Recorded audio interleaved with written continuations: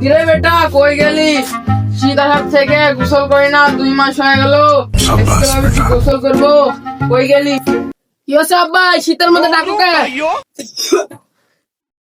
রে বেটা, আমি গোসল করতে যাবো, এখন যদি অজ্ঞান হয়ে যায় পানি দিয়ে যেন জ্ঞান ফিরাস না, আগুন দিয়ে জ্ঞান ফিরাস।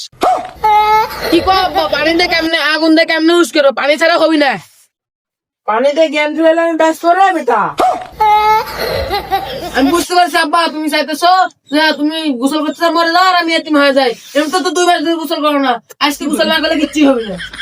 আরে বেটা 2 মাস ধরে গোসল করিনি, গায়ের মধ্যে গ্যাস হয়ে গেছে।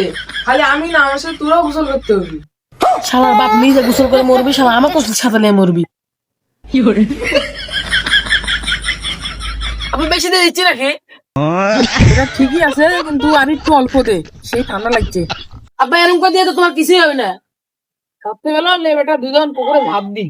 আরে বেটা যা, না বেটা, আমি ভাববো না। পানি তো ভালো লাগছে রে বেটা। গো বেটা ডুবতে হয়েছে, তাহলে আমিও ডুব দিব না।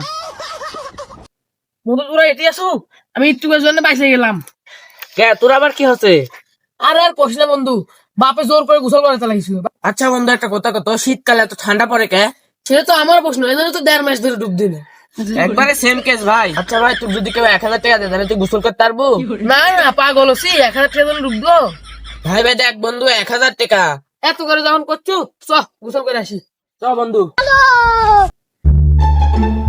বন্ধু এত করে যখন করছো তো ডুবতে কিন্তু তো ভয় লাগছে তো বন্ধু। আরে কিচ্ছু হবে না, চ 1000 টাকারই তো বিষয়। শালে এত করে যখন করছি, बाय बाय टाटा। লা ইলাহা ইল্লাল্লাহু মুহাম্মাদুর রাসূলুল্লাহ।